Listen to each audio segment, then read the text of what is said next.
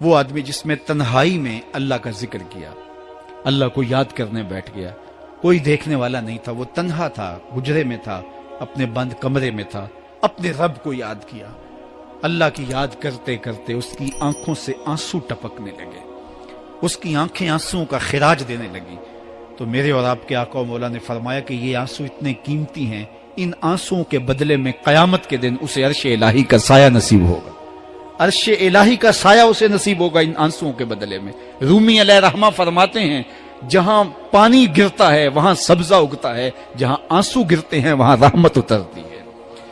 تو اس لیے جو اللہ کی یاد میں رونے کا لطف ہے اور اللہ کی یاد میں آنسو بہانے کا اجر اور صلہ رکھا گیا ہے، یہ گناہوں کو دھو ڈالتا ہے، یہ اندر کی صفائی اور ستھرائی کا سبب اور ذریعہ ہے۔ میرے اور آپ کے آقا و مولا نے فرمایا راتوں کی تنہائیوں میں اٹھ کے قرآن پڑھا کرو اور قرآن پڑھتے ہوئے رویا کرو۔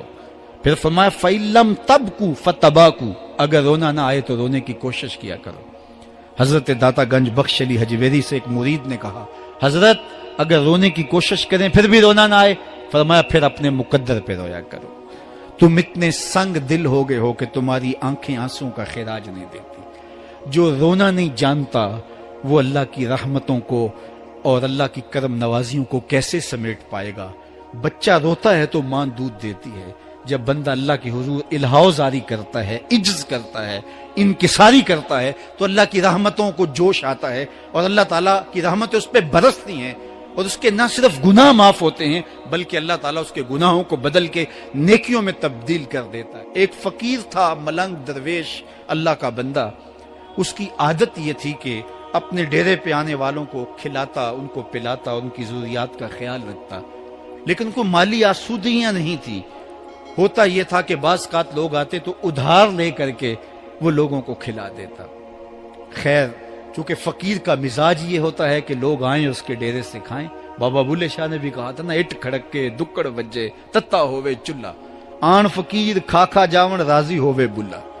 یہ فقیروں کا مزاج ہے، تو جو بھی آتا اس کے ڈیرے سے کھاتا اور وہ ادھار اٹھا اٹھا کے لوگوں کی ضروریات کو پورا کرتے رہتے۔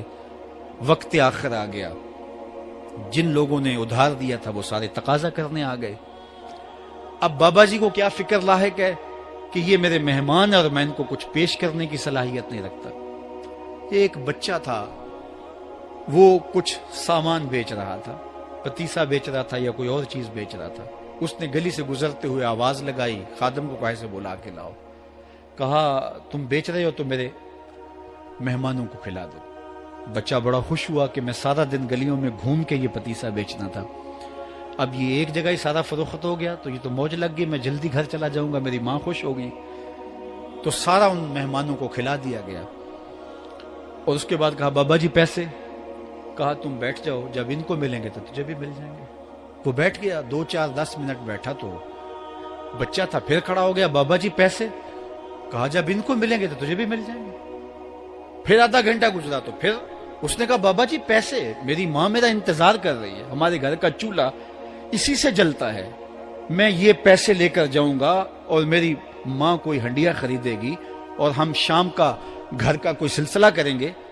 کہا بیٹا جب ان کو ملے گا تو تجھے بھی مل جائے گا۔ بچے نے رونا شروع کر دیا، یتیم بچہ تھا، اس کا سارا آسرا یہی تھا، اس نے رونا شروع کر دیا۔ جب بچہ رویا اللہ کی رحمت کو جوش آیا، کوئی مرید نذرانہ لے کے ان بزرگوں کے پاس آ گیا اور اشرفیوں کی بھری ہوئی تھیلی پیش کی۔ وہ اتنے پیسے تھے کہ اس بچے کو بھی دیے، جتنے لوگ آئے تھے سب کا قرض چکایا، کہا جاؤ گھروں کو۔ تو سب نے کہا بابا جی ہم صبح سے بیٹھے ہوئے تھے تو یہ نذرانہ دینے والا صبح سے نہیں آیا تو اب کیسے آ گیا؟ کہا صبح سے تمہارے اندر کوئی رونے والا نہیں تھا، ایک رونے والا آیا تو باقیوں کا بھی کام بن گیا۔ بعض اوقات کسی ایک شخص کی وجہ سے باقیوں کی خطائیں بھی معاف ہوتی ہیں۔ آج ہم اجتماعی طور پہ تا حد نظر اندر باہر اوپر نیچے اتنے لوگوں کے ہجوم میں اللہ کی بارگاہ سے یہ توقع رکھتے ہیں کہ مالک کتنے ہجوم میں کوئی ایک تو ہوگا جو تیرا لاڈلا ہوگا، کوئی ایک تو ہوگا جو تیرا بہت قریبی ہوگا، کوئی ایک تو ہوگا جس پہ تیری رحمتیں برسیں گی۔ تو مالک اس کے صدقے سے ہماری خطائیں بھی معاف کر دے، ہمارے گناہ بھی معاف کر دے۔ کوئی ایک رونے والی آنکھ مل گئی تو باقیوں کا بھی کام بن جائے گا. اٹھ فریدا ستیا تے میلا ویکھن جا, وت کوئی بخشیا مل جاوے تے تو ہی بخشیا جا. میرے مالک ہم سب کی خطائیں معاف کر دے, ہم سب سے درگزر فرما, اور ہم سب کے باطن کو ستھرائیاں دے دے, ہمارے اندر کو پاکیزگیاں دے دے. بہت وقت میں نے اور آپ نے صاحب گزار لیا, تیزی کے ساتھ زندگی بیت رہی ہے. میں اگر اپنے آپ کو دیکھوں تو میری زندگی کتنی بہاریں کاٹ چکی ہے. اگر آپ اپنے آپ کو دیکھیں, کوئی 60 سال, کوئی 20 سال, کوئی 25 سال, زندگی تیزی کے ساتھ گزر رہی ہے. بندہ جب سوچتا ہے کہ میں 40 سال کا ہو گیا ہوں تو آگے میری زندگی کے اگر 30 سال بھی ہیں تو 30 سال تو کافی ہیں, لیکن وہ پیچھے اگر پلٹ کے دیکھے تو 40 سال یوں گزر گئے جس طرح چٹکی بجائی جاتی ہے.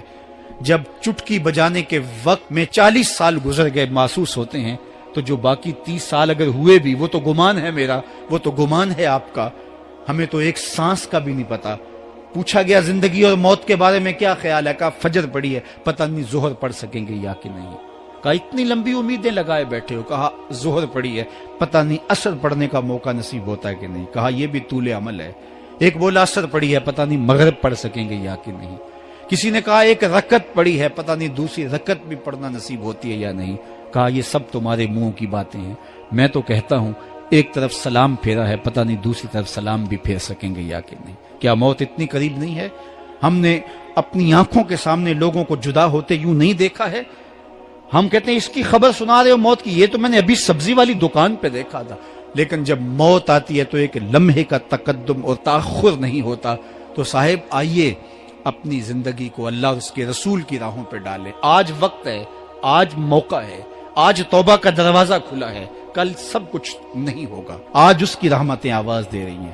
آج وقت ہے, وقت پر کافی ہے ایک قطرہ بھی آب خوش ہنگام کا.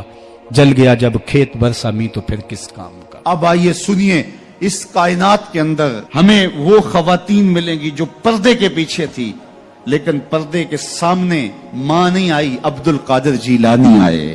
ماں پردے کے پیچھے تھی, پردے کے سامنے فرید الدین گنج شکر آئے.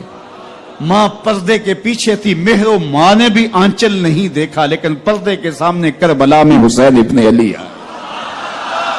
تو یہ پردے کے سامنے آئے, وہ پردے کے پیچھے تھی. تو جب مائیں پردے کے پیچھے ہوں تو پھر بیٹے جو ہیں وہ پردے کے سامنے آ کے وہ نقش ثبت کرتے ہیں کہ جو لوگوں کے زندگی کے نقوش کو جو ہے وہ اجال دیتے ہیں اور تقدیر بدل دیتے ہیں. تو اس لیے ماؤں کی ذمہ داریاں گھر سنبھالنا ہے. جب مائیں گھر سنبھال لیتی ہیں تو بیٹے بہر و بر سنبھال